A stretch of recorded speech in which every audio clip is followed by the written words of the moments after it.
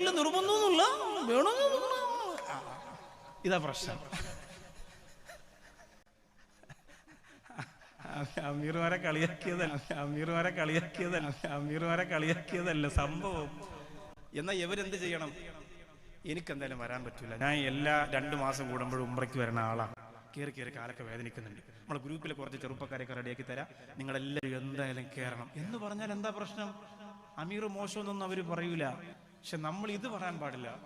നിർബന്ധമായത് മാത്രം ചെയ്യാനാണോ മക്കത്തും മദീനത്തും പോകുന്നത്? ജബലുന്നൂർ കയറാൻ നിർബന്ധമൊന്നുമില്ല, വേണമെങ്കിലാകാം, അങ്ങനെ പറയരുത്, അത് മണ്ടത്തരാണ്.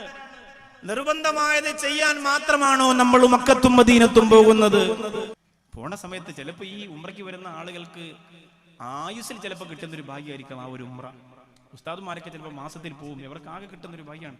കയറിക്കോട്ടെ, നമ്മളവർക്ക് പ്രചോദനം കൊടുക്കണം. നമ്മൾ കയറിയില്ലെങ്കിൽ സാരമില്ല, കയറാനുള്ള പ്രചോദനം കൊടുത്ത ആളുകളെ കൂടെ വിടണം, അവർ കയറട്ടെ, അതൊക്കെ കാണട്ടെ. ചരിത്രം ഇത്രയും ഇതിനേക്കാൾ വലിയ ചരിത്രം ലോകത്തെവിടെയാണ് കാണാനുള്ളത്?